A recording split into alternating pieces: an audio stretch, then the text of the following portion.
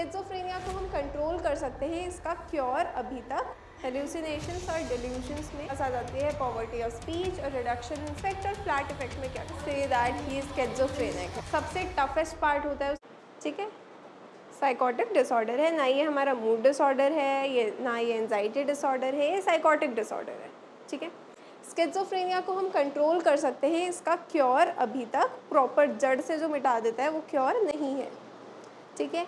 Schizophrenia का मैंने example दिया था एक मूवी में, कौन सी थी, लैला मजनू में किसको था स्किज़ोफ्रेनिया? कैस को। क्यों था? What were the symptoms of schizophrenia? हाँ, and hallucinations, being delusional, and excess of thoughts, emotions, thoughts, yes. तो अभी बताया कि पॉजिटिव सिम्टम्स हैं ये, राइट? तो कितने टाइप के सिम्टम्स होते हैं वैसे? हाँ,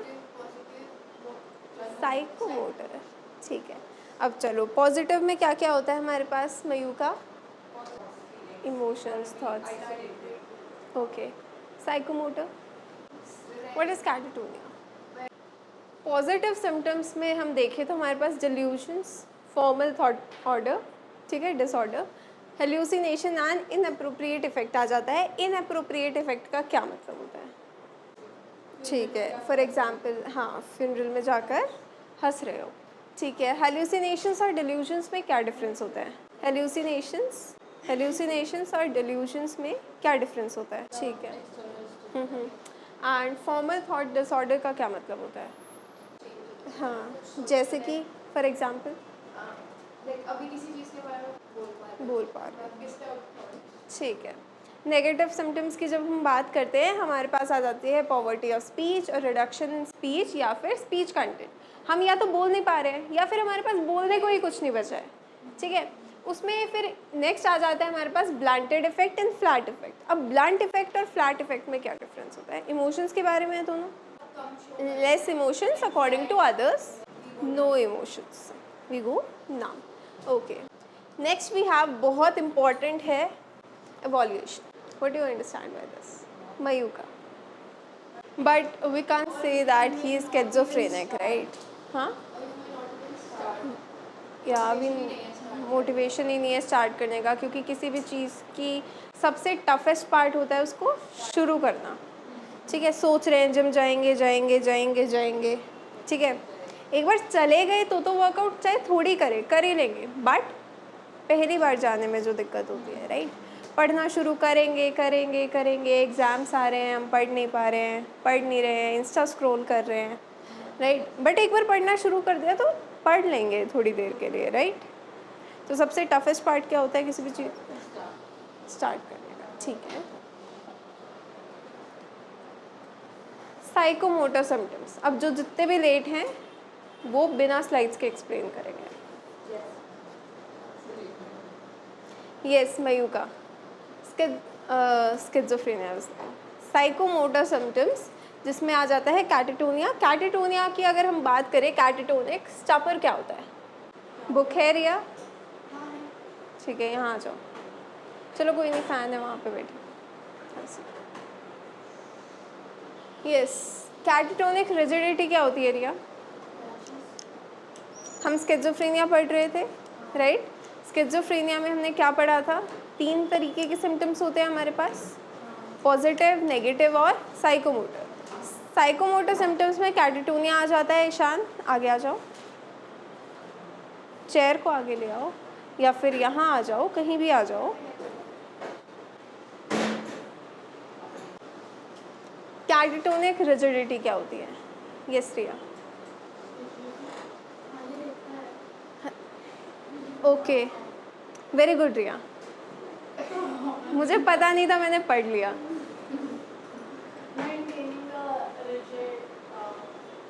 मतलब एक ही पोस्चर को बहुत लंबे टाइम के लिए तुम रखो उसी को, ठीक है।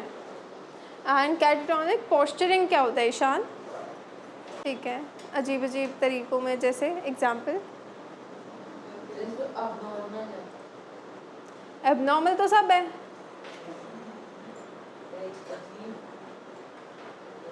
जब हम साइकोटिक डिसऑर्डर की बात कर रहे हैं तो वो सांस ले रहा है, वो भी एबनॉर्मल है, हाँ तो फिर वो अजीब है। हाँ, काफ़ी लंबे टाइम के लिए ऐसे वो अजीब है। ठीक है, अब मुझे रिया और ईशान जो है वो क्लास में लेट आए हैं, इस वजह से वो मुझे बताएंगे कि पॉजिटिव सिम्टम्स और नेगेटिव सिम्टम्स क्या होते हैं स्किज़ोफ्रेनिया के। अब डिसाइड कर, अब बताओ कौन पॉजिटिव सिम्टम्स कौन बता रहा है, नेगेटिव सिम्टम्स कौन बता रहा है? Okay Ishaan, negative symptoms.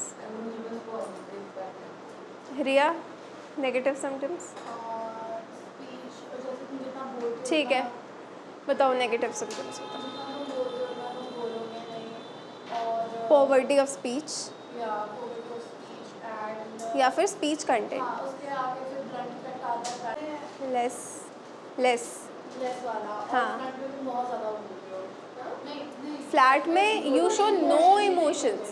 और हाँ, फ्रंट में आपके कुछ कुछ इमोशन होते हैं, बट लाइक यू नो बाकियों से कम दिखाते हो, ठीक है। और एक सेकेंड तनीशी, मेरे को लगा आप भी वर्ड एवोल्यूशन होता है। हाँ क्या होता है? एवोल्यूशन हाँ हाँ कोई भी एक्शन आपको करना हो तो वो पूरा का पूरा नहीं हो पाता है, कंप्लीट नहीं कर पाता। ठीक है, यस पॉजिटिव सिम्टम्स, और less motivation. Less motivation. Positive symptoms में जैसे उनके hallucinations होती हैं और anxious और thought होता है। ठीक है, व्हाट इज़ हेल्यूसिनेशंस मुझे नहीं पता। Hallucinations like जब हमें लग रहा है हमारे सामने कुछ जो है हमें दिख रहा है, पर वो एक्चुअली वहाँ पे है नहीं, बस हमें ठीक है, दिख रहा है। एंड बीइंग डिल्यूशनल क्या होता है? Delusional होता है कि तुम इलॉजिकल तरीके से हाँ, कुछ सोच रहे हो। एक्चुअल में हो नहीं सकता, उसमें कुछ लॉजिक नहीं है, but you are just telling. ठीक है, एंड और क्या क्या होता है? excess of thought होता है। एक्सेस ऑफ थॉट्स होता है, ठीक है, वो हेल्यूसिनेशंस में आ जाते हैं, डिल्यूजन्स में आ जाते हैं एक्सेस ऑफ थॉट्स। और यस मयूका, पॉजिटिव सिम्टम्स हेल्यूसिनेशंस हो गया, डिल्यूजन्स हो गया, और हाँ वो तो ओवरऑल होता है। हाँ, फॉर्मल थॉट डिसऑर्डर, शिफ्ट हो जाते हो, ठीक है, वेरी गुड। एंड हाँ हाँ, इनअप्रोप्रिएट इफेक्ट, सिचुएशन के हिसाब से रिएक्ट नहीं करते। ठीक है, वेरी गुड। अब मुझे ओके, हेल्यूसिनेशंस का एग्जांपल कौन देगा? Raise your hands, raise your hands, अभी नहीं बताना। हेल्यूसिनेशंस एग्जांपल कौन देगा? एग्जांपल पूरी सिचुएशन होनी चाहिए, जो मैंने मूवी का बताया था वो नहीं होना चाहिए। कोई और एग्जांपल होना चाहिए, क्रिएटिव होना चाहिए, तुमने खुद सोचा हो ऐसा होना चाहिए। मूवी का नहीं हो सकता, या फिर मूवी का हो तो उसके पीछे का रीज़न बताना चाहिए, what was the traumatic event. Yes hallucination, hallucination Riya, एक second. Delusions, okay Tanishi. Inappropriate affect, एक एक चीज़ का एग्जाम्पल देना है। हाँ चार हैं, चारों एक एक एग्जाम्पल दोगे। फॉर्मल थॉट डिसऑर्डर ईशान, ठीक है। Inappropriate affect Mayuka. यस कौन स्टार्ट करेगा? रिया, तो हेल्थ लास्ट में okay. Inappropriate affect, yes formal thought disorder, good example, okay. Yes Mayuka, तुम जिंदा क्यों हो? Why are we alive? I can't use the funeral वाला एग्जांपल। फ्यूनरल वाला एग्जाम्पल तो हो गया, ठीक है, जोक वाला बता दो। हाँ, कि मैं जोक है, everyone's laughing and you are crying, idea joke पूरा करके। Very good example. Yes ma'am, we are delusional right, इसका भी क्या एग्जाम्पल मांग रहे हो? We think that we might meet our idols one day. हाँ, मतलब everything everything is delusion, are we all schizophrenic? हाँ, जस्ट बिकॉज एक बार मैंने टेस्ट दिया था, बिना पढ़े फुल मार्क्स आ गए थे, तो मतलब मैं CUET भी कर ही लूँगी, क्या टिकी तो लगा के आना है ना। पढ़ने की क्लास मेरा कल एग्जाम है, मैं आपको कर लूँगी। सबको स्किज़ोफ्रेनिया है, तुम पढ़ते नहीं हो रिया? नहीं करते। फिर इतना अच्छा एग्जाम्पल दिया है, आई एम इम्प्रेस्ड।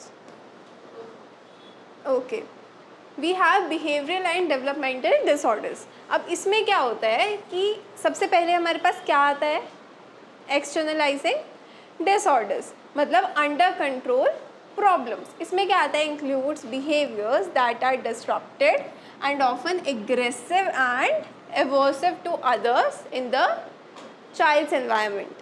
ठीक है, डेवलपमेंटल एज जो होती है उस टाइम पे जो हमारे डिसऑर्डर्स होते हैं which are under control problems. सबसे पहले हमारे पास आता है ADHD which is attention deficient hyper activity disorder.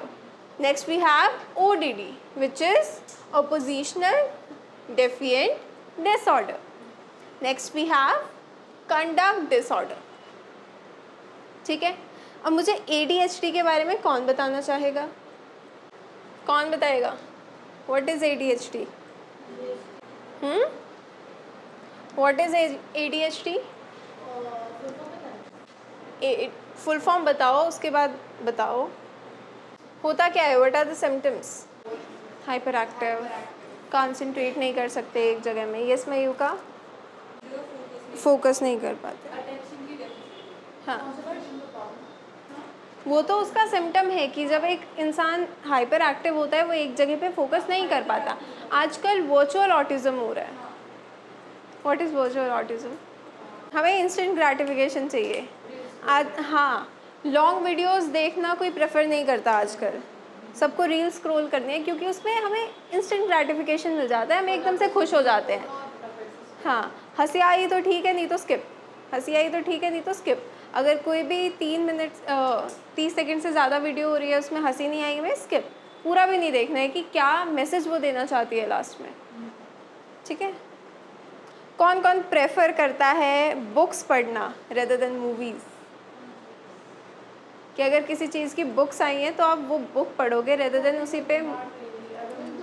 मान लो एक मूवी है, ठीक है, उसकी बुक भी अवेलेबल है, उसकी मूवी भी है, तो क्या प्रेफर करोगे कि मैं मूवी देख लूँ या फिर मैं बुक पढ़ लूँ?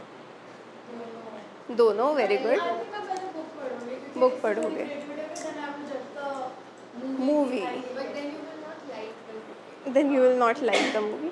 बट अगर हम पहले मूवी देख के बुक पढ़ेंगे तो वही कैरेक्टर्स हमारे सामने आएंगे एंड हम इमेजिन नहीं कर पाएंगे। मूवी वाला is better, so you need instant gratification, right? Can need someone ऐसे मेरे एक्सपेक्टेशंस मीट हो जानी चाहिए। एक्सपेक्टेशंस जो हैं वो ऐसे मीट हो जानी चाहिए। मैं टाइम नहीं देना चाहती किसी चीज़ पे। हाँ, ऐसे ही वर्चुअल ऑटिज़म में क्या होता है, स्टूडेंट्स तो जब हम आजकल स्टूडेंट्स को क्या है, पढ़ने बैठ रहे हैं, कुछ नहीं समझ में आ रहा है, ये सब्जेक्ट ही बेकार है।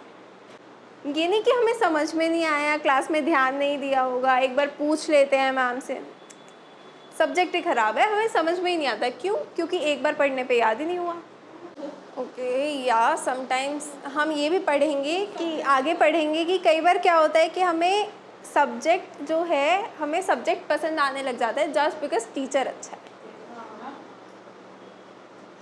ठीक है, कई बार हमें सब्जेक्ट नहीं पसंद आता जस्ट बिकॉज हमें टीचर नहीं पसंद। मुझे साइकोलॉजी नहीं पसंद था, आयरनी मुझे नहीं पसंद था। 11th में मुझे पसंद था, 12th में टीचर चेंज हुई तो मुझे लगा कि मैं कटने लग गई। एज लाइक कि ये तो इस वजह से तो मैंने स्कूल चेंज नहीं किया था। बट जब मैं कॉलेज में एज लाइक ये तो अच्छा सब्जेक्ट है। ठीक है, हम अपनी तरफ से कोशिश नहीं करते सब्जेक्ट को समझने की, हम डाल देते हैं किसी और पे। ठीक है, जैसे कि हम 7th चैप्टर में पढ़ेंगे कि जब भी हमारे मार्क्स कम आते हैं, वी आर लाइक कि हमारे एक्सटर्नल फैक्टर्स की गलती है ये, कि टीचर ने अच्छे नंबर नहीं दिए, पेपर मुश्किल था, टीचर ने चेकिंग स्ट्रिक्ट की है, राइट? हम एक्सटर्नल फैक्टर्स को जो है वो दोष डाल देते हैं। बट अगर हमारे मार्क्स अच्छे आ जाते हैं तो वी आर लाइक मैंने बहुत मेहनत की थी, मुझे ही पता है कितनी मुश्किल से पेपर दे के आई थी मैं, राइट? उसमें हम इंटरनल फैक्टर्स को जो है ज़िम्मेदार ठहरा देते हैं कि अच्छा, जब भी कोई पॉजिटिव रिजल्ट आता है तो हमारे इंटरनल फैक्टर्स जो है वो ज़िम्मेदार होता है। हालांकि अगर काम बिगड़ जाता है तो हम एक्सटर्नल फैक्टर्स को दोषी ठहराते हैं जब हमारे साथ ये चीज़ें होती हैं। बट अगर किसी और के साथ होती है मान लो हमारा छोटा भाई है and we are like mummy पढ़ाई नहीं की होगी इसने, इस वजह से नंबर इसके कम आए हैं, तो हमने इंटरनल फैक्टर्स को दोषी ठहरा दिया। वहीं अगर उसके मार्क्स अच्छे आ जाए, मम्मी मैंने पेपर देखा था बहुत इजी पेपर था इस वजह से मार्क्स आ गए, नहीं तो पढ़ तो ये बिल्कुल भी नहीं रहा था। तो there is psychology behind everything, बस हमें टर्म्स के नाम नहीं पता। टर्म्स के नाम हम कैसे अभी पढ़ रहे हैं, ठीक है। रियल लाइफ एग्जाम्पल्स मिलेंगे तभी मैं तुम लोगों से एग्जाम्पल पूछती हूँ, क्योंकि हर एक चीज़ के पीछे कोई ना कोई कारण है जो हमने एक्सपीरियंस की ही होगी डेली लाइफ में। हमने नहीं की होगी तो हमने मूवीज़ में देखी होगी, राइट। मूवीज़ में भी हमें प्रॉपर टर्म नहीं बता रखी, वो टर्म हम पढ़ लेंगे। क्या हुआ, दिखाई नहीं दे रहा मैं इनको? ओके, सो हम कहाँ थे? Neuro developmental disorders. Developmental disorders भी बोलते हैं जिन्हें अटेंशन डेफिशिएंट या फिर हाइपर एक्टिविटी डिसऑर्डर, ठीक है, विच इज़ आर ADHD। अब ADHD और क्या क्या हो सकते हैं? ऑटिज्म स्पेक्ट्रम डिसऑर्डर हो सकता है हमारा, ठीक है, इंटेलेक्चुअल डिसेबिलिटी डिसऑर्डर हो सकता है, एंड स्पेसिफिक लर्निंग डिसऑर्डर भी आ जाता है हमारा किसके अंदर? न्यूरो डेवलपमेंटल डिसऑर्डर्स के अंदर। These occur in the early stages of life, बचपन में हो जाती हैं ये चीज़ें हमें, right. The two main features of ADHD are क्या क्या है? Attention, inattention and hyper activity. Inattention में क्या होता है? The children who are inattentive find it difficult to sustain mental effort during work or play। वो कॉन्सेंट्रेट नहीं कर पाते, वो एक चीज़ पे ध्यान नहीं दे पाते, चाहे वो खेल रहे हैं, चाहे वो पढ़ रहे हैं या काम कर रहे हैं। Are you okay, रिया? नहीं, मैंने तो डांटा भी नहीं, मैं नहीं डांटती, मैं प्यारे बच्चों को नहीं डांटती। डांटा है मैंने कभी ईशान? नहीं डांटा ना, सोचना पड़ रहा है। Should I start? Okay. So inattention में क्या होता है? Children who are inattentive find it difficult to sustain mental effort। चाहे वो खेल रहे हैं, चाहे वो काम कर रहे हैं उसमें।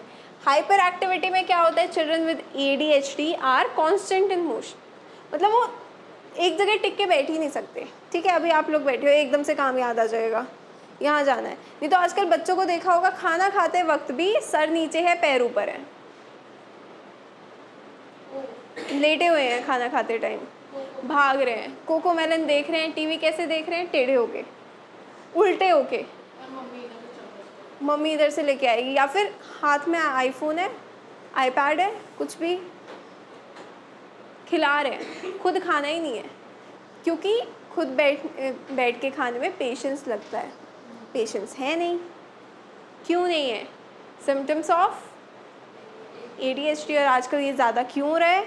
ड्यू टू वर्चुअल ऑटिज्म, ठीक है। Impulsive, what is impulsive? Children who are impulsive seem unable to control their immediate reactions or to think before they act। Tantrum show करते हैं आजकल, राइट, उल्टा बोल देते हैं, क्रॉस क्वेश्चन कर देते हैं, वियर्डली एक्ट करते हैं in public because they don't think before acting. चलो बच्चे हैं, वी नो, बच्चे जो होते हैं वो सोच के नहीं करते, उनको इतना पता नहीं होता है, बट ADHD में इम्पल्सिव इन नेचर मतलब जो उनके दिमाग में आया, अगर उनके दिमाग में आया मुझे पानी की बोतल गिरा देनी है तो वो गिरा देंगे। Have you seen any kid acting like that? Everywhere. Example कि ये चाहिए, ये चाहिए, हाँ। सो यही है कि इम्पल्सिव एक्ट करते हैं, बहुत ज़्यादा सोचते नहीं हैं, कुछ भी एक्ट करने से पहले उनके रिएक्शंस जो हैं वो इमीडिएट आ जाते हैं, ठीक है। Next we have autism spectrum disorder. Autism spectrum disorder में जिन लोगों को होता है, they have difficulties in social interactions and unbreakable patterns of behaviour, interest and activities. मतलब उनको ज़्यादा लोगों से मिलना जुलना पसंद नहीं होता, एंड जो उनका कंफर्ट जोन बन जाता है, अगर एक तरीके का खाना उन्हें पसंद है तो वो उस पैटर्न को ब्रेक नहीं करना चाहेंगे, ठीक है। साथ ही साथ इंटरेस्ट है उनका जिन एक्टिविटीज़ में, वो उसी को करेंगे, कुछ नई चीज़ ट्राई नहीं करते। और उनकी एक्टिविटीज़, इंटरेस्ट, बिहेवियर पैटर्न जो रहता है वो सेम रहता है, ठीक है। वो उस पैटर्न को ब्रेक नहीं करना चाहते। कोई मुझे एग्जाम्पल दो about autism spectrum disorder.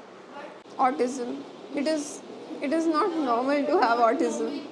Is it not normal to prefer to be in your comfort zone or okay see, अगर मैं रोज़ ही मान लो मुझे पास्ता खाना पसंद है, दैट्स माई कम्फर्ट फूड, ठीक है, और मैं डेली ही पास्ता खा रही हूँ एंड मैं किसी भी और चीज़ को हाथ भी नहीं लगा रही, एंड जब भी मैं और किसी चीज़ को देख रही हूँ like I vomit, please keep it out of my reach. कहते हैं राजमा चावल सबका कम्फर्ट फूड है, ठीक है, रोज़ राजमा चावल खा लोगे? yeah, so how is it different? Unbreakable patterns of behaviours, मतलब कि the way you act, the way you are, the way you feel comfortable, ठीक है। अब आपको स्कूल जाना पसंद तो नहीं है, किसे पसंद होता है स्कूल जाना, बट यू आर गोइंग, पसंद होता है। चलो भाई, कहाँ जाना नहीं पसंद, बट वहाँ भी आप जा रहे हो, कहाँ? Family gatherings and social interaction नहीं होती, and when they interact with people they feel very anxious about the situation, their ears start ringing, they are having panic attacks. एक सेकेंड, नहीं नहीं नहीं नहीं नहीं नहीं, that's your daily routine. Okay, good doctor किसने देखी है, किसने देखी है good doctor? Yeah, that person is suffering from autism. आपका ब्रेन जो है वो डेवलप उतना नहीं हुआ है, that you are acting beyond your age. You are not acting according to your age, but it doesn't mean कि you are not intelligent. It doesn't mean you have intellectual disability. You have a special power. Okay, wait रिया, मैं इस बारे में explain करूँगी. Have you seen any movie, any clip, what autism actually is? What are the symptoms of autism? Attorney Woo, yeah, Attorney Woo. What's wrong with extraordinary Attorney Woo? So उसमें क्या था? You know, right? You must be remembering कि उसका एक comfort food था, which was gimbap. ठीक है, वो comfort food था उसका, वो हमेशा वही खाती थी, उसके अलावा वो कुछ नहीं खाती थी, ठीक है ईशान? हाँ, रूटीन फॉलो करती थी, वो सुबह उठती थी, उसको एक पर्टिकुलर चीज़ पसंद थी विच वॉज वेल्स, उसके अलावा उसको कोई भी एनिमल या फिर मैमल्स नहीं पसंद था, उसके बारे में वो बात करती रहती थी, वो उसका कंफर्ट जोन था, ठीक है, उसके बारे में बात करना। और उसके इंटरेस्ट क्या थे? रीडिंग अबाउट लॉ, उसके इंटरेस्ट थे रीडिंग अबाउट लॉ। और अनब्रेकेबल पैटर्न्स ऑफ बिहेवियर क्या था? वो जाती थी, जहाँ जाती थी वो आ जाती थी, वो ना किसी चीज़ से, हाँ, वो सोशल इंटरेक्शंस मुश्किल रखता था, हाँ। And if we talk about good doctor की जो सीरीज़ है, अगर वो नहीं देखनी तो उसकी एक मूवी भी है, it's available on Netflix, good doctor, ठीक है, यू कैन वॉच दैट अगर ऑटिज़म के बारे में you want to know in detail, ठीक है। एंड साथ साथ अगर मैं बात करूँ, it's okay to not be okay में, हाँ, there is a guy who has autism और उसको पेंटिंग का बहुत ज़्यादा शौक था, पेंटिंग का बहुत ज़्यादा शौक था, जैसे उसको वेल पसंद थी, ही लाइक डायनासोर्स, ठीक है, तो वो उनका कंफर्ट जोन बन जाता है कि वो अपने छोटे भाई के अलावा किसी से बात नहीं करेगा, उसको पेंटिंग पसंद थी, हाल्यूसिनेशन करता था, वो उसका PTSD था, बटरफ्लाई वाला, because someone with a butterfly brooch kill their mother, I guess, है ना? I know that, okay, don't be too excited, अभी हम डिसऑर्डर्स की बात कर रहे हैं।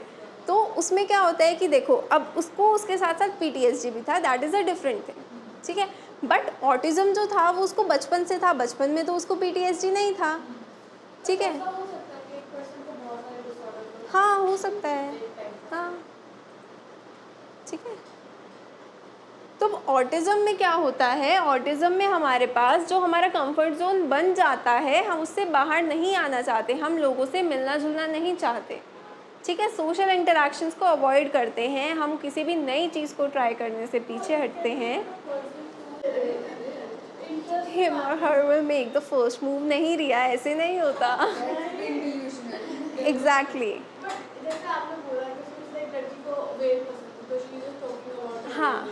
तो it can be the person too, मतलब It can be the it can be something else that you are talking out with that person. ठीक है? Okay. Next we have intellectual disability. हमने चैप्टर नंबर 1 में पढ़ा था intellectual disability. Ishaan will be like ma'am मैं नहीं था मैं. फिर भी क्या होता है इंटेलेक्चुअल डिसेबिलिटी? ऐसे ही बता दो. डिसलेक्सिया कौन सी मूवी में था, किसको? What is dyslexia? IQ. Learning disability थी उसको. ठीक है. IQ लेवल इंटेलेक्चुअल डिसेबिलिटी में क्या होता है, आपका IQ जो है वो 70 से बिलो हो जाएगा. That's where the retardation starts. ठीक है. बिलो 70 वाला जो IQ है वहाँ से रिटार्डेशन हमारी स्टार्ट हो जाती है. हाँ, प्रोफाउंड, माइल्ड, मॉडरेट. ठीक है. अब व्हेन अ पर्सन, उसका IQ लो था, बट एक सेकेंड, इंटेलिजेंस और क्रिएटिविटी दोनों अलग अलग है. हमने चैप्टर नंबर 1 में पढ़ा था. ज़रूरी नहीं है कि जो, हाँ, अब ये था कि उसको स्पेसिफिक लर्निंग डिसऑर्डर भी बोल सकते हैं, कि उसको ये नहीं है कि उसको चीज़ें समझ में नहीं आ रही, उसको अलग तरीके से समझ में आ रही है.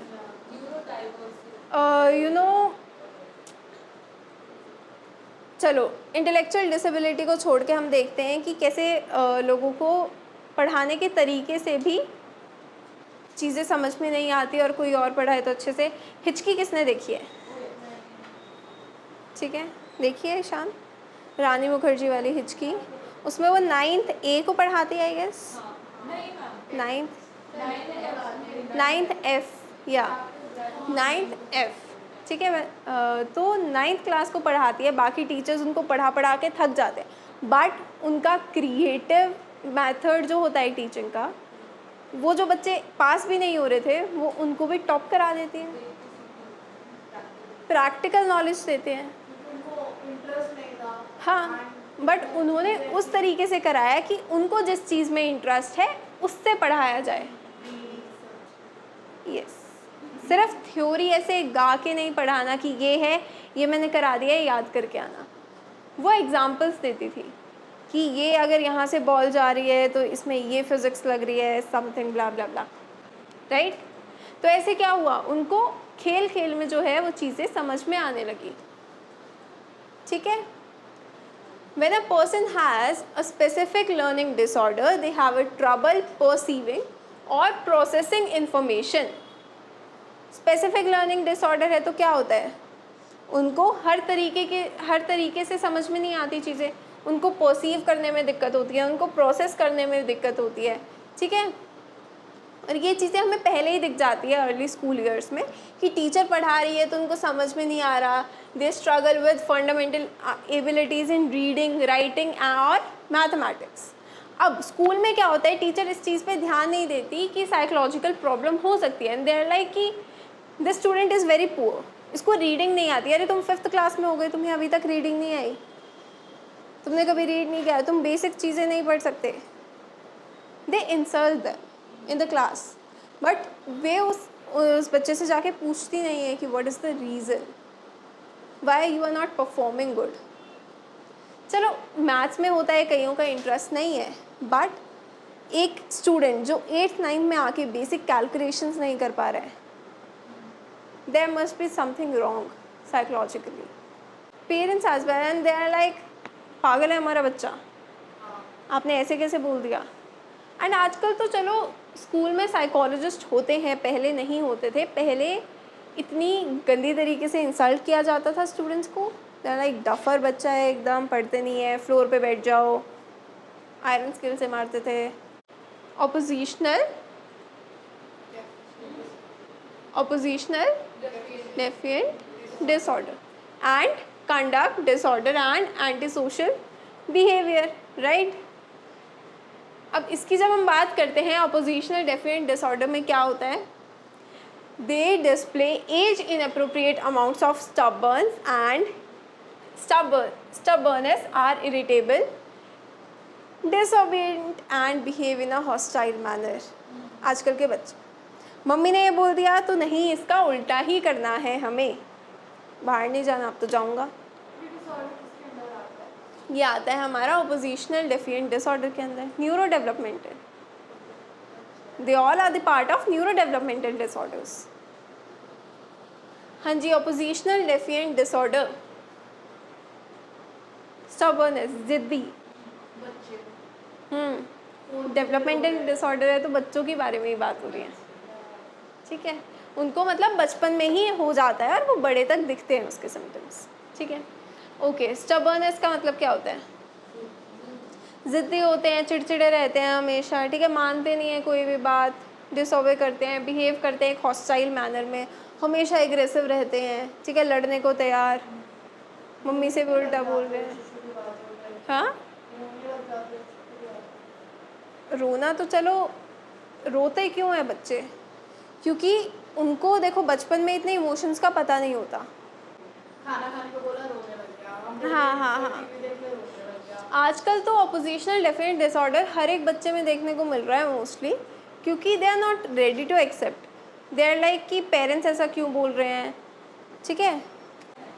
Parenting can be part of it, neuro developmental disorder.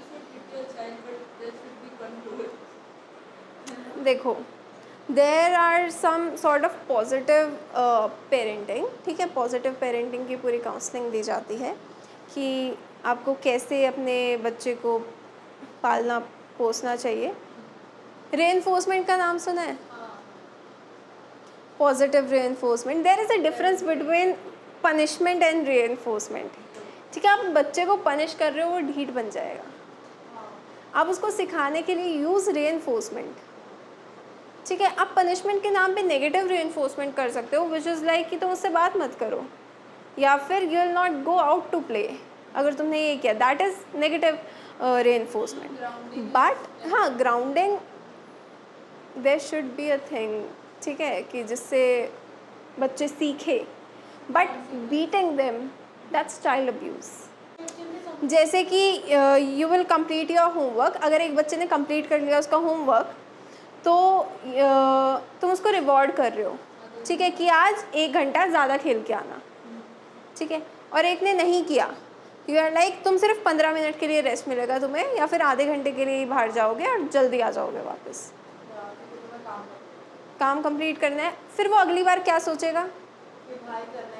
भाई हाँ, खेलने का टाइम चला जाएगा, और वो जल्दी करेगा क्योंकि उसने देखा कि दूसरे वाले ने जल्दी कर लिया तो उसको ज़्यादा खेलने का टाइम मिला, और वो अच्छे से भी करेगा।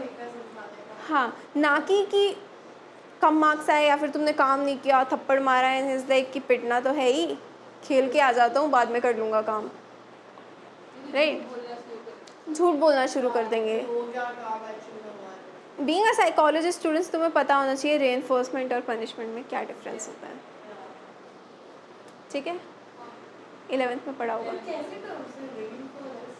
रीइंफोर्समेंट, रीइंफोर्समेंट,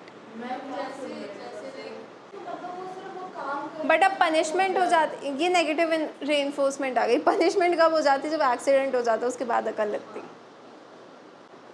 ठीक है। काश मैं सीट बेल्ट लगा लेता तो मेरे दांत सही सलामत होते आज।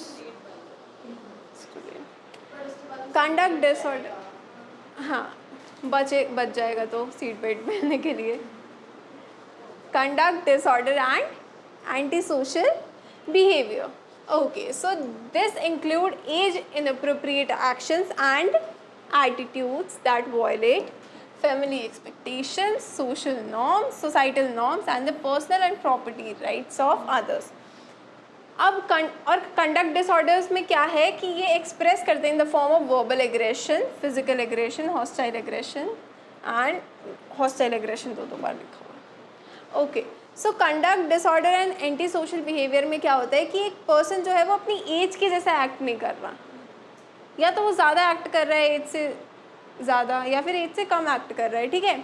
अब इसमें जो है दिक्कत किस में आ रही है? सोसाइटल नॉर्म से, फैमिली एक्सपेक्टेशंस मीट नहीं हो रही है ना, एग्रेसिव एक्ट कर रहे हैं बहुत ज़्यादा, फैमिली मेम्बर्स को प्रॉब्लम हो रही है, फ्रेंड्स को प्रॉब्लम हो रही है, ठीक है। अब सोचो कि मैं यहाँ पे एकदम से बच्चों की तरह टैंट्रम थ्रो करने लग जाऊँ, तो ये एक्शन मैं अपनी एज के अकॉर्डिंग तो नहीं कर रही ईशान?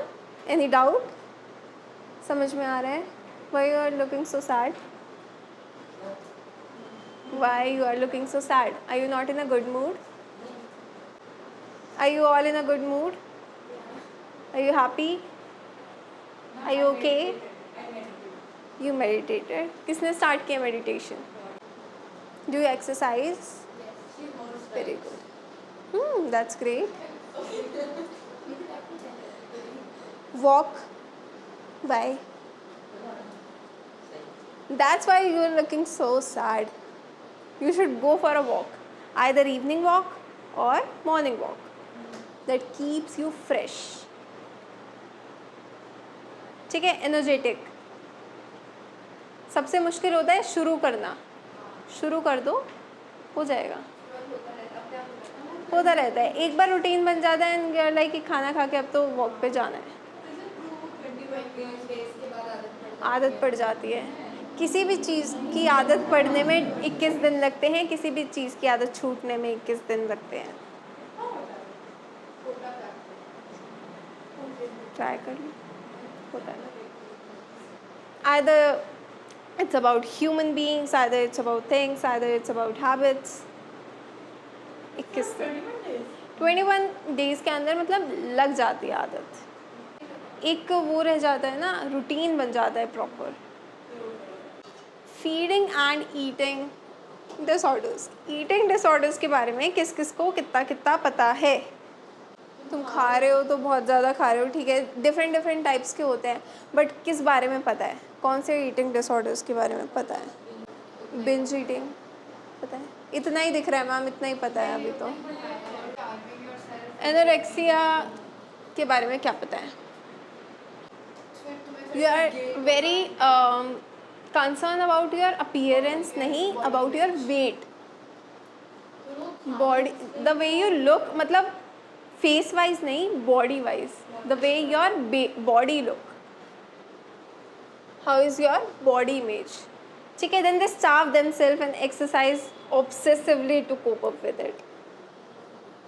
ठीक है, कि मतलब खाना ही नहीं खा रहे हैं, एक्सरसाइज कर रहे हैं, वर्कआउट कर रहे हैं, सब कुछ, हाँ कमज़ोर हो जाएंगे, राइट, क्योंकि हमें खाना खाने की भी ज़रूरत है, हमें एनर्जी नहीं मिलेगी, प्रोटीन जितना चाहिए, फैट्स जितने चाहिए हमारी बॉडी को नहीं मिल पा रहे हैं, तो क्या होगा? वीकनेस आ जाएगी, ठीक है. And there are some people जिनकी डेथ हो गई है just because of eating disorder, क्योंकि उन्होंने एक एक्सटेंड तक अपने आप को इतना ज़्यादा स्टार्व किया, साथ ही साथ वर्कआउट भी कर रहे हैं, एक्सरसाइज भी कर रहे हैं.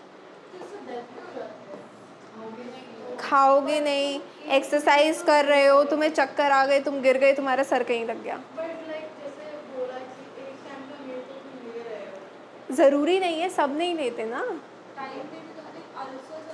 लाइक मान लो I am concern about my body weight and I am starving my self, and दिन में एक बार मुझे लगा कि चलो कुछ तो खाना ही है, एक एप्पल खा लिया मैंने, पानी पी लिया, कॉफ़ी पी ली, जो कि लोग पीते हैं सुबह सुबह as a pre workout, black coffee, espresso shots. Coffee क्या काम करती है? इट्स गिव यू एंजाइटी, ताकि तुम्हारी बॉडी जो है एकदम से एनर्जेटिक हो जाए. You are feeling very lazy, ठीक है, तो आपकी एंजाइटी बूस्ट कर देती है कॉफ़ी. तभी ज़्यादा कॉफ़ी पीने से जर्नलाइज एंजाइटी डिसऑर्डर भी डेवलप हो जाता है. Next we have bulimia. Bulimia में क्या होता है? The individual may eat excessive amount of food and then प्योग her or his body of food by medicines and laxatives by vomiting. तो देखो, मतलब मुझे पता है कि मुझे खाना है, ठीक है, तो मैंने खा लिया, मैंने हद से ज़्यादा खा लिया, because eating is my coping mechanism, और मैंने बहुत ज़्यादा खाया है जिसकी वजह से आई एम कंसर्न कि अब क्या होगा, तो फिर मैंने उसको वॉमिट कर दिया. With the help of any medicine और एवरीथिंग। और क्या होता है जैसे कि, हाँ बोलो तनिशी। In her thing there was a lot of politics, so she may not have Have a very psychological effect. she might not be overweight even that time And during the because Olympics. they are at such a level, like all this is I was just reading about it. I was curious. They have a psychologist, they have a physiotherapist, they have two coaches, They have dietitian. Stuti Sood with them. They have everything to continue. मैं स्तुति सूद से मिली हुई हूँ When they were doing these जनता वाला rights and all, तभी उसको due warn to कर उसके दिया बाद गया से था कि आप नहीं जीतोगे, एंड दैट्स द रीज़न उसने कहा कि लाइक मैं तो जीत गई बट शायद मैं हार दी गई। Muscle inflammation level that just causes 1 or 2 kilos barely. और यहाँ पे ये मिलेगा भी नहीं, इट्स ऑल पॉलिटिक्स, बीजेपी से नहीं मिलेगा। आई शुडंट से दिस बट नहीं मिलेगा, इसके सब खिलाफ सबूत ही नहीं मिलेगा। Telecommunication act से आपने ठीक है, and I was about to say something I forgot. And she knew, and like अगर हम देखेंगे तो like she knew कि if she withdrew from that fight, तो अगर gold वाली fight से she would have withdrawn, she would have gotten a silver, Gotten a but she did not. And ये थोड़ी कि उसको fight से 10 मिनट पहले पता चला कि वो 100 grams हो गए। उसको 2 दिन से पता था, but Exactly. she never withdrew from it also, क्योंकि करने नहीं दिया जो भी हुआ। So it was not that 100 grams was just an excuse. Everything is political, everything. ठीक है, and they had a sports psychologist with them, Divya Jain. Divya Jain They take so many doctors. Olympics नहीं नहीं, इट्स हाँ exactly, she is in politics as well, and we can't say मतलब हमें जो चीज़ दिखाई जा रही है हम मान ही नहीं सकते कि वो सच है पूरी तरीके से, क्योंकि बैक एंड पे बहुत सारी चीज़ें चल रही होती हैं। Even in your school do you know कि कौन सी टीचर किस रीज़न की वजह से छोड़ के जा रही है? You never know, and you will never know in future as well. कभी पता नहीं चलेगा। पॉलिटिक्स हर जगह है, घर में भी है, तो क्या देश में नहीं होगी? binge eating, there are frequent episodes of out of control eating. मैं नोट्स बनवा रही हूँ क्लास में ताकि मैं जब टेस्ट लूँ रैंडमली तो तुम्हें आता हो। मैंने जब लास्ट टाइम वो कराए थे, MCQs कराए थे, किस किस ने किए थे? Okay, we have substance abuse. अभी यहाँ पे जो क्लासिफिकेशन DSM-5 के अकॉर्डिंग हुई थी, what are the common substance abuses? Alcohol, right? cocaine and everything, which is stimulants. Next we have caffeine, we have cannabis which is bhang, ठीक है?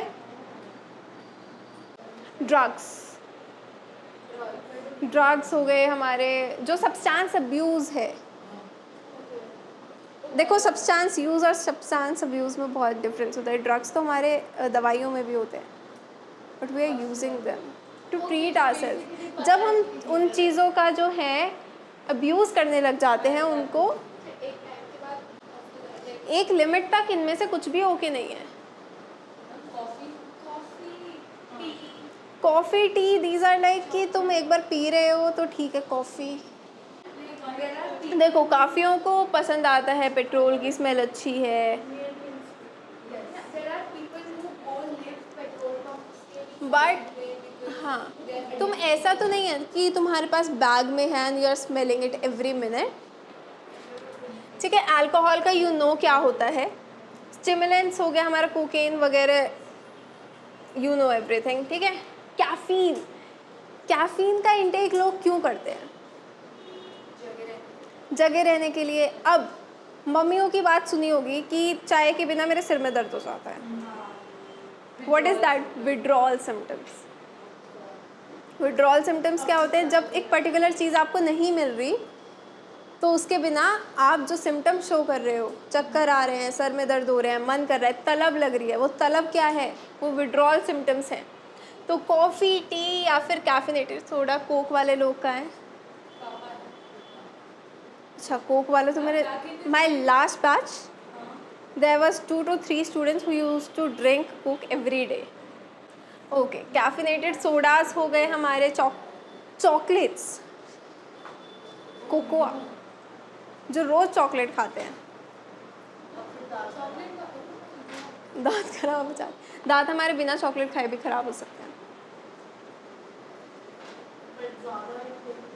हाँ, शुगर, ठीक है।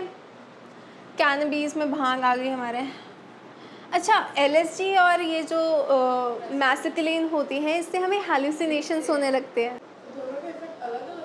दोनों के इफ़ेक्ट अलग अलग होते हैं। मुझे पक्का नहीं पता क्या होते हैं, I don't know, I am not allowed to explain, but yeah these are the substance abuses, these are the substances, okay. Inhalants मतलब जिन चीज़ों को हम इनहेल करते हैं, gasoline, glue, paint thinner, spray paints, fluid, whitener जिसे हम बोलते हैं। वाइटनर बैन कर दिए गए थे स्कूल्स में, बहुत टाइम पहले की बात है, मतलब when I was in school ban कर दिए गए थे। हाँ, इसलिए नहीं कि कॉपी गंदी लगती है, नहीं, बच्चे जो हैं अलग यूज़ करते हैं उसका, ठीक है। स्प्रेज, टबैको, सिगरेट्स, बीड़ी, ठीक है। ओपीएम नहीं लिखा है उसमें। ओपियोइड में हेरोइन आ जाती है, कफ सिरप्स, पेन किलर्स। लोग ओके, मतलब मुझे थोड़ा सा सर में दर्द हुआ है and I am like pain killer ले लेती हूँ, या फिर नींद आ जाएगी तो मैं पेन किलर ले लेती हूँ, क्योंकि पेन किलर खा के मुझे नींद आ रही है, उसके बिना मुझे नींद आती ही नहीं है। तो बेसिकली ये सारी चीजें वो जिनकी एडिक्शन बनी। हाँ, एडिक्शन किसी भी चीज़ की हो, एडिक्शन बुरी ही होती है। इसमें हमें हेल्यूसिनेशंस नहीं होती, इसमें we just feel light. Alcohol में everything becomes spinning, everything becomes so fast. इसमें it slows down, we hallucinate, हमें चीज़ें दिखने लग जाती हैं। हेल्यूसिनेट्स में एक ओपीएम भी आता है। देयर वाज अ पोएट जो कि ओपीएम, हाँ, ओपीएम करके पोएट्रीज लिखता था। वॉइस ऑफ रेन का वो कौन है? सर्च करो, बताओ। हाँ, एसोसिएटिव लर्निंग है ये, we need cognitive learning.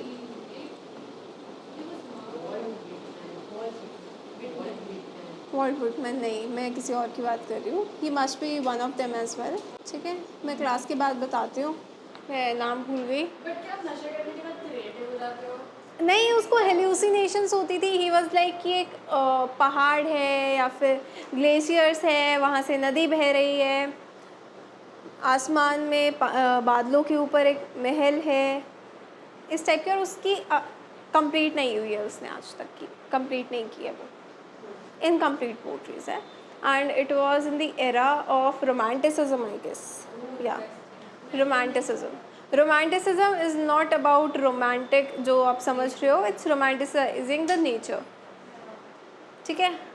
Okay, जब हम सब्सटेंस अब्यूज़ के बारे में पढ़ रहे हैं, सब्सटेंस अब्यूज़ डिसऑर्डर्स में हमें क्या दिखता है? एडिक्टिव बिहेवियर, ठीक है। एडिक्टिव बिहेवियर है किसी भी चीज़ से, कोई भी चीज़ हो सकती है वो, where it involves excessive intake of high calorie food resulting in extreme obesity, or involving the abuse of substances such as alcohol, cocaine is one of the most severe problems being faced by the society, ठीक है।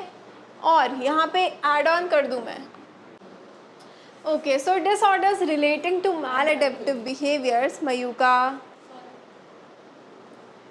Disorders relating to maladaptive behavior resulting from regular and consistent use of substance involved are called substance abuse disorders. Substance abuse disorders कि हम regular use कर रहे हैं, consistent pattern बना हुआ है उस चीज़ का, ठीक है। कभी कभार कॉफ़ी पी रहे हैं, दैट्स ओके, ठीक है। आज पी ली, आज बाहर गए हैं, कैफ़े में गए हैं तो पी ली, किसी के घर गए हैं तो चाय पी ली, ठीक है। रेगुलरली चाहिए ही चाहिए, सुबह उठते ही आँख खुलते ही चाय चाहिए सामने, which is a thing which our mothers do. I do it. My mother needs tea every day, like 2 to 3 cups of tea. एक सुबह, एक दोपहर, एक शाम. नहीं तो हेडेक हो जाएगा, काम नहीं होगा, बात भी नहीं होगी, एनर्जी नहीं आएगी, क्योंकि ये तो दवाई है ना. What is tolerance? टॉलरेंस के बारे में सुना होगा कि मेरी टॉलरेंस इतनी है. Tolerance means the person has to use more and more of a substance to get the same effect. अब किसी को आदत हो गई है, ठीक है, तो उतना कम अमाउंट जो है उसके लिए असर ही नहीं करेगा. ठीक है, कि इतना तो मैं रोज़ पीती हूँ. मान लो मैं चाय डेली पीती हूँ, ठीक है, बट एक दिन मेरे सिर में दर्द हो रहा है, तो मैं ज़्यादा चाय पीऊँगी, ज़्यादा कड़क पत्ती डालूँगी, या फिर ज़्यादा तेज़ अदरक डालूँगी, या फिर 2 ज़्यादा कप बड़े वाला कप लूँगी एक्स्ट्रा, क्योंकि उतना इफ़ेक्ट जो है, मुझे सेम इफ़ेक्ट चाहिए उस चीज़ से, तो मैं जो है उसका यूजेज ज़्यादा कर दूँगी, 2 की जगह 4 कप पी लूँगी. हाँ, एंड रेगुलर है उनका, दे आर रेगुलर. एक उनको कोई नशे नहीं हो रहे थे, they are like और पीना है. I need more because इससे तो नहीं हो रहा है. This is my tolerance and I can tolerate 2 cups of it या 2 glasses of it. I need something more because I need the same effect जो मुझे पहले होता था. And then they start drinking more and more. उससे क्या होता है, उनका tolerance जो है वो बढ़ जाता है. Withdrawal symptoms. Withdrawal refers to the physical symptoms that occur when a person stops or cut down on the use of psychoactive substance या फिर साइकोएक्टिव सब्सटेंस. ये याद रखना, साइकोएक्टिव सब्सटेंस को क्या बोलते हैं? A substance that has the ability to change an individual's consciousness, mood and thinking process. जो चीज़ें, जो सब्सटेंसेस हमारी कॉन्शियसनेस को बदल देते हैं, हमारे मूड को बदल देते हैं, हमारे थिंकिंग प्रोसेस को बदल देते हैं, वो हमारे सब्सटेंस अब्यूज़ के अंदर आते हैं. कि उन चीज़ों को अगर हम ज़्यादा यूज़ करेंगे, they are our psychoactive substances. जो हमने अभी सारे पढ़े ना, वो क्या है? साइकोएक्टिव सब्सटेंसेस है. क्यों है वो सारे साइकोएक्टिव सब्सटेंसेस? क्योंकि उनके कंजप्शन से क्या होता है, हमारी कॉन्शियसनेस पे तो इफ़ेक्ट पड़ता ही पड़ता है ना. हमारा मूड भी चेंज हो जाता है, हमारे थिंकिंग पैटर्न भी चेंज हो जाते हैं. सब्सटेंसेस या जो चीज़ें हमारे थॉट प्रोसेस, हमारी कॉन्शियसनेस और हमारे मूड पे इफ़ेक्ट करते हैं, उसको चेंज कर देते हैं. ठीक है. विड्रॉल सिम्टम्स क्या होते हैं जो हमें देखने को मिलते हैं व्हेन वी स्टॉप टेकिंग, या फिर हम कट डाउन कर देते हैं किसी भी सब्सटेंस को, साइकोएक्टिव सब्सटेंस को. ठीक है. अब सब्सटेंस डिपेंडेंस और सब्सटेंस अब्यूज़ में क्या आ जाता है? सब्सटेंस डिपेंडेंस क्या होता है हमारा? There is intense craving for the substance which the person is addicted and the person shows tolerance, withdrawal symptoms and compulsive drug taking. वहीं अगर सब्सटेंस अब्यूज़ की बात करें, there are recurrent and significant adverse consequences related to the use of substances. People who regularly ingest drugs damage their family and social relationships, perform poorly at work and create physical hazards. अब substance dependence क्या हो जाती है कि you are very much dependent on the drugs, कि उसके बिना तुम जी ही नहीं सकते. तुम्हारी टॉलरेंस जो है वो बहुत ज़्यादा बढ़ चुकी है कि you need to take more and more amount of that psychoactive substance to perform. ठीक है, टू वर्क. तो उसके बिना क्या होता है, तुम टॉलरेंस शो करते हो, यू हैव हाई टॉलरेंस, तुम विड्रॉल सिम्टम्स शो करते हो, और कंपल्सिव ड्रग टेकिंग कि लेनी ही लेनी है ड्रग्स. बट सब्सटेंस अब्यूज़ में क्या होता है, that you take drugs might on a regular basis, but उसकी वजह से तुम अपनी फैमिली को डैमेज कर रहे हो, अपनी रिलेशनशिप्स को डैमेज कर रहे हो. ठीक है. एंड साथ ही साथ तुम्हारे सब्सटेंस अब्यूज़ में क्या होता है, तुम्हारी सोसाइटी पे भी इफ़ेक्ट पड़ रहा है. सब्सटेंस डिपेंडेंस में तो ये बता रहा है how you are dependent on that substance, but substance abuse में you are performing poorly at work, तुम क्रिएट कर रहे हो अपने लिए फिजिकल हैज़ार्ड्स और साथ ही साथ डैमेज कर रहे हो अपनी फैमिली को और अपने रिलेशनशिप्स को। You are dependent on drugs, psychoactives, उस पर तुम डिपेंडेंट हो।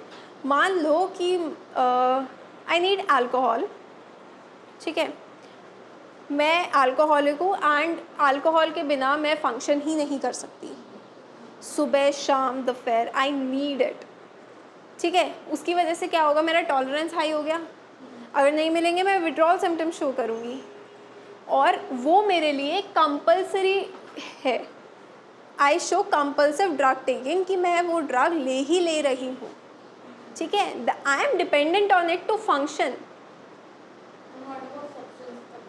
सब्सटेंस अब्यूज़ में हम रिकरेंट और सिग्निफिकेंट एडवर्स कॉन्सिक्वेंसेस दिखते हैं कि व्हाट आर द कॉन्सिक्वेंसेस जो हमने ये सब्सटेंस अब्यूज़ किया है, ये जो हम सारे सब्सटेंसेस को ले रहे हैं, इसके कॉन्सिक्वेंसेस क्या हैं हमारी हेल्थ पे, हमारे फैमिली पे, राइट, हमारे रिलेशनशिप्स पे, हमारे वर्क पे, हमारी स्टडीज़ पे क्या क्या इफ़ेक्ट्स पड़ रहे हैं। That collective form is known as substance abuse. Substance dependence में हमारा सोसाइटी इन्वॉल्व नहीं होती, वो सिर्फ हमारे बारे में है। नहीं, वो टर्म है, देखो सब्सटेंस डिपेंडेंस में, सब्सटेंस डिपेंडेंस जो है वो सब्सटेंस अब्यूज़ का पार्ट है, ठीक है, समझ में आ गया। बट सब्सटेंस अब्यूज़ में क्या है, सारी चीज़ें इंक्लूड होती है, उनमें से एक चीज़ है हमारी substance dependence, part of substance abuse. Okay, ख़त्म, हमारा चैप्टर नंबर 4 ख़त्म हो गया है। नेक्स्ट चैप्टर है हमारा chapter number 5 which is therapeutic approaches. Take out the pin pages, you will submit the test at the end. Yes Tanishi, come here. Pin page नहीं है, सिंगल पेज हो, सिंगल पेज निकालना। Yes, name the psychologist. अब ये नहीं चलेगा कि ये नहीं पढ़ा था, because I have discussed each and everything again and again. सारे चैप्टर मिक्स हैं, जो भी मतलब है तो सारे ही चैप्टर्स इसमें, बट अगर कोई जो मैंने नहीं पढ़ा है 5th 6th 7th 8th में से आएगा, मैं स्किप कर दूंगी उसको। Name the psychologist who propose the concept of IQ। जल्दी, टाइम नहीं है, fast. Name the psychologist who propose the concept of IQ। पूरा सिर्फ ऑप्शन लिख के नहीं छोड़ना है और एक एक लाइन छोड़ के लिखना ताकि मुझे समझ में आ जाए। ओके शान, थोड़ा बड़ा बड़ा हो गया, और क्वेश्चंस के वो नंबरिंग सही डालना हो गया। The structure of intelligence model. The structure of intellect model was given by Howard Gardner, Arthur Jensen, J.P. Guilford या फिर चार्ल्स पियोमैन। इसमें से डायरेक्ट क्वेश्चंस आए थे CUET में। I am telling you this is the 1000 MCQ series जो मैंने चलाई थी लास्ट बैच के साथ। 1000 MCQ है नहीं 1000, तुम्हारे तक हो जाएंगे 1000। इसमें शायद 300 समथिंग MCQs हैं, पूरी बुक के है ना। अच्छे नहीं लगने चाहिए, अच्छे तो सारे ही हैं। आर्थर जेंसन नहीं है, आर्थर जेंसन कह रही हो, अल्फा बेने नहीं है। अच्छा, हावर्ड गार्डनर ने कौन सी दी थी, आर्थर जेंसन ने कौन सी दी थी, JP गुल्फोर्ड ने कौन सी दी थी, और चार्ल्स पियोमैन ने। Next question. नहीं आ रहा तो उसमें लिख दो स्ट्रक्चर ऑफ इंटेलेक्ट मॉडल ताकि मुझे पता हो। What term describe a responsive and, ये तो हाँ है chapter 3rd। What term describes a responsive and situation specific reaction to the stress that is dynamic in nature? Positive reaction, conflict resolution, meditation या coping? Coping mechanisms पढ़े थे हमने, reactions भी पढ़े थे। Chapter number 3rd। We have 10 minutes। इसके बाद किसकी क्लास है? ठीक है, अगर जल्दी नहीं करोगे तो मैं 15 मिनट ले लूँगी उसमें से, जल्दी करो। नहीं आ रहा तो क्वेश्चन का एक पार्ट लिख दो, कुछ भी। सिचुएशन स्पेसिफिक रिएक्शन ऐसे ही मिलेंगे। ऑप्शन याद नहीं क्यों नहीं रहेंगे? पेज निकाल के मुझे देना, मैं चेक करके नेक्स्ट क्लास में दूंगी। देख लो एक बार, नज़र मार लो जल्दी। 20 हो चुके हैं हमारे पास, 10 मिनट है बस। हर एक क्वेश्चन 1 मिनट में हो जाना चाहिए। ये भी हो चुका है। Next question, Ritika's mother ignore her when she throws tantrums. If asked to keep her room tidy, however, she appreciates Ritika when she arranges her toys after playtime. The method is known as, आज बताया है, ये इस chapter का नहीं है but आज बताया तो स्किप नहीं करूँगी मैं ये। Negative reinforcement, positive reinforcement, differential reinforcement या मॉडलिंग। मतलब डिफरेंशियल में दोनों चीज़ें आ रही हैं। मतलब पॉजिटिव रीइंफोर्समेंट क्या है इसमें, कि वो उसको रिवॉर्ड कर रही है जब वो अपने टॉयज़ को मैनेज करके रखती है। नेगेटिव क्या है इसमें, जब वो टैंट्रम शो करती है तो उसकी मदर उसको इग्नोर कर देती है, और हमें दोनों देखने को मिल रहे हैं इसमें। ABC लिख दो, 1 2 3 4 लिख दो, कुछ भी लिख दो, बट उसके आगे ऑप्शन लिख देना, पॉजिटिव है, नेगेटिव है, डिफरेंशियल है। बाद में देखना मयू का, अभी लास्ट में जो हो गए वो जो रह जाते हैं वो हम बाद में करेंगे, ठीक है। Psychological disorders are deviant, distressing, dysfunctional and you have what. ये क्वेश्चन आया था CUET में अब की बार, एग्जैक्ट क्वेश्चन था ये। Psychological disorders are deviant, distressing, dysfunctions and you have, इसमें से कौन सा है? 4 Ds, डिस्टर्बिंग, डेंजरस, डिसोसिएटिव या फिर नन ऑफ द अबव। 4 हैं, 3 लिखे हुए हैं, 1 2 3, हाँ चौथा कौन सा है? मैं रीड कर रही हूँ क्वेश्चंस, रिया मैंने आंसर भी बता दिया है। Next we have, dash is the term used when people develop a fear of entering unfamiliar situation. Social phobias, agoraphobias, specific phobias, none of the above. कौन से चैप्टर में था ये हमारे? हाँ, फोबियाज क्या है हमारे? Anxiety disorder. Dash is the term used when people develop a fear of entering unfamiliar situations. ठीक है, सोशल फोबिया, एगोराफोबिया, स्पेसिफिक, हाँ नेगेटिव मार्किंग होगी, नहीं होगी नेगेटिव मार्किंग नहीं होगी, तुम लिखो, ठीक है कोई नहीं। The okay, N unexpected, unexpected नहीं आएगा, unexpected travel of from home, N unexpected, इसी चैप्टर में है ये। ओ रिया शायद घूमने गई होगी उस टाइम पे, हाँ पर तुमने तो पढ़ा था ये, मैंने तुमसे पूछा था। जल्दी लिखो, जल्दी जल्दी, 6 मिनट बचे हमारे पास। Next we have, which of the following concepts would not, एक सेकेंड ये नहीं है इसमें, नंबरिंग जो है ना 7th के बाद 9th डालना सीधा, ठीक है। We have, John believes that he is very good at football, there he has a high dash as far as sports, chapter number 2 में पढ़ा था ये। Self efficacy, self motivation, self esteem, self control, और इसमें बच्चे बहुत ज़्यादा confuse होते हैं। देखो बिलीव्स, इससे ज़्यादा हिंट नहीं दे सकती मैं, नो एक्सक्यूजेस। चलो इसको लिख दो कि नहीं पढ़ा था, वो बाद में आया था, वो चैप्टर 3 में आया था, ठीक है। चैप्टर नंबर 2 लिख दो। कौन सी क्लास में? 11। चलो इन दोनों को छूट मिल जाएगी फिर भी थोड़ी सी, अगर नहीं पढ़ा है तो। एफिकेसी होता है when you believe something,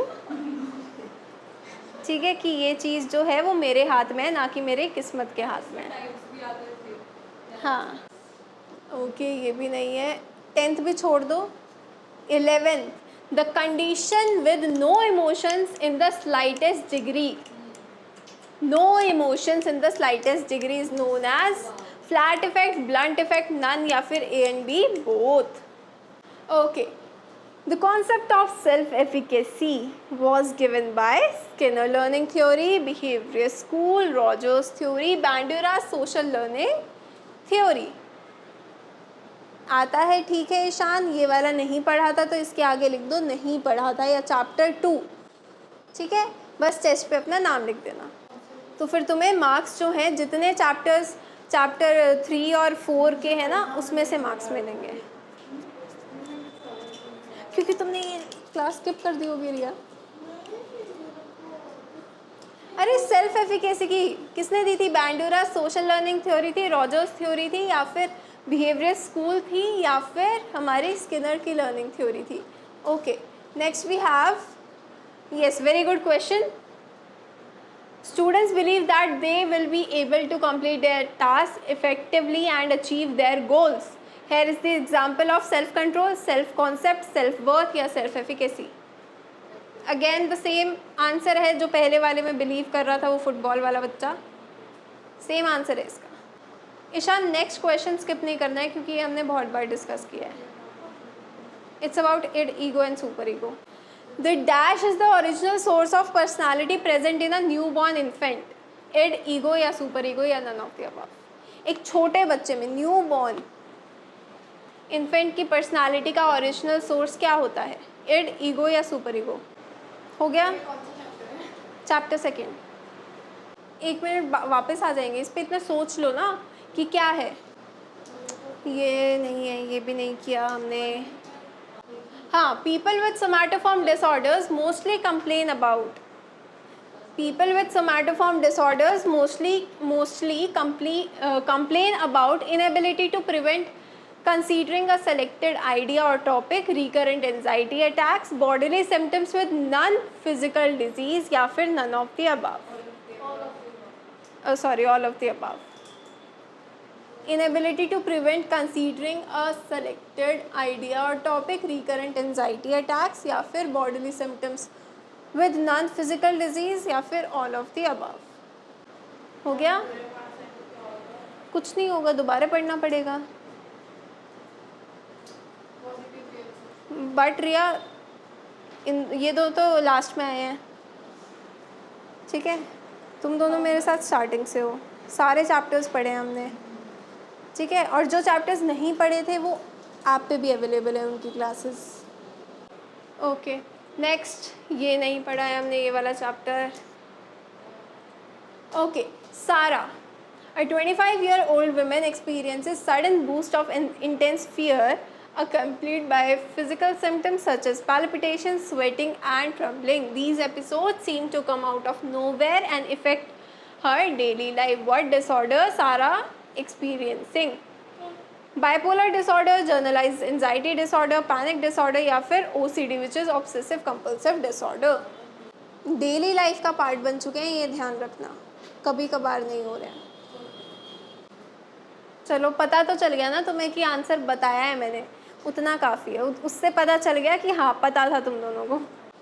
okay, mark, a 30-year-old man has been feeling persistently sad, experiencing a loss of interest in activities, changes in appetite and sleeping patterns, and recurrent thoughts of death and suicide. What disorder is Mark most likely suffering from? Bipolar disorder, schizophrenia, major depressive disorder या फिर panic attack, panic disorder. जल्दी 32 हो गए हैं, total कितने हुए हैं रिया? Count करके बताओ कितने हुए हैं। 15 हो गए। चलो 15 ही रहने दें या 20 कर लें? 20 कर लें? नहीं, सारे ही अच्छे हैं। हो गया?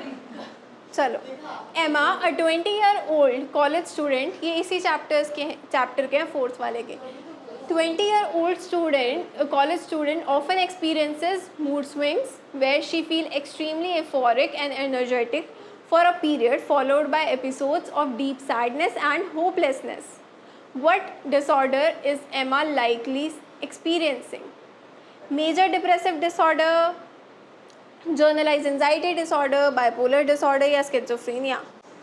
ये इसलिए अच्छा है क्योंकि ये केस स्टडीज़ कर रखी है हमने क्लास में, दोनों चीज़ें फील कर रही है वो। एक टाइम पे एपिसोड्स आ रहे हैं, हाई एपिसोड्स, और एक टाइम पे उसका लो फेज चल रहा है, ठीक है? Next we have David, a 40-year-old man experiencing intrusive thoughts and urges to perform certain rituals like repetitive repetitive hand washing and checking locks multiple times. Despite knowing these behaviors are irrational, he feels compelled to do them to reduce anxiety. What disorder is David most likely to suffering from? Bipolar disorder, generalized anxiety disorder, OCD which is obsessive compulsive disorder, या फिर panic attack. उसको intrusive thoughts आते हैं, बार बार वो क्या check करता है, locks को चेक करता है या फिर बार बार हाथ धोता है. रिपीटेटिव थॉट्स हो रहे हैं, इंट्रूसिव थॉट्स. ठीक है. Lisa which is a 35-year-old woman frequently experiences unexplained physical symptoms such as headaches and stomach aches despite medical examination. Showing no underlying medical condition, she worries excessively about her health, leading her to seek medical attention frequently. What disorder is Lisa most likely to suffering from? Somatic symptom disorder, panic disorder, obsessive compulsive disorder या फिर major depressive disorder. ठीक है. Options are very easy. ठीक है. Okay okay, अब तो गया वो. ज़रूरी थोड़ी है कि एग्ज़ाम में भी दोनों क्वेश्चन साथ में ही दे दें. अगर कोई क्वेश्चन रिपीट करना होगा तो मुझे बता देना. अभी कितने हुए हैं रिया, काउंट करो. 18 हुए हैं. ठीक है. Level of stress good for human beings, बहुत ईजी क्वेश्चन है. अरोजल, यू स्ट्रेस, डिस्ट्रेस या स्ट्रेन. देखो डिस्ट्रेस तो बुरा होता है. ठीक है, बहुत ईजी है. ओके, लास्ट क्वेश्चन है ये हमारा. ये तो नहीं कर सकते हम, ये भी नहीं करेंगे, ये भी नहीं करेंगे, ये भी नहीं करेंगे. यस, ये करेंगे ना.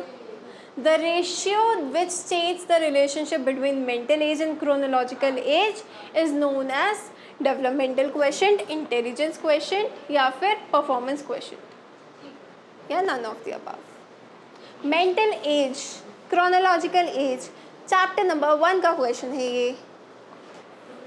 यस ईशान, हमने क्लास में बहुत बार डिस्कस किया हुआ है. No excuses. This is the last question. कोई क्वेश्चन रिपीट करना हो. 35 हो चुके हैं. जिसका हो गया दैट पर्सन कैन लीव. हाँ, the psychologist who propose the concept of IQ, अल्फा Binet. Mental and chronological age किसने किया था? क्या लिख दिया ना इसका. मैं आंसर नहीं बताऊंगी, मुझे नहीं आता. The structure of intellect model या मॉडल ऑफ इंटेलिजेंस. हाँ, ये देख लो ना. इसमें ना वो वाला एलिमिनेशन वाला मेथड यूज़ करो. हार्वर्ड गार्डनर ने क्या किया था, चार्ल्स पियोमैन ने क्या किया था, JP गिलफोर्ड ने क्या किया था, ऑर्थर जेनसन ने क्या किया था. दो ऑप्शन मुझे पता है पर दोनों लेटर बता. ये वाला नहीं आ रहा. स्ट्रक्चर था क्या बता. नहीं बताऊंगी, पता चल जाएगा. What term describes a responsive and situation specific reaction to stress that is dynamic in nature? Positive reaction, conflict resolution, meditation या coping. मैंने इसका आंसर भी बोल दिया था उस टाइम. हो गया. 38 हो चुके हैं आई गेस. हाँ 38 हो चुके हैं. जिसका हो गया दैट पर्सन कैन लीव. कोई बात नहीं, कोशिश करने वालों की कभी हार नहीं होती. The dash is the original source of personality present in the new one. हो गया, सबका हो गया. Very good.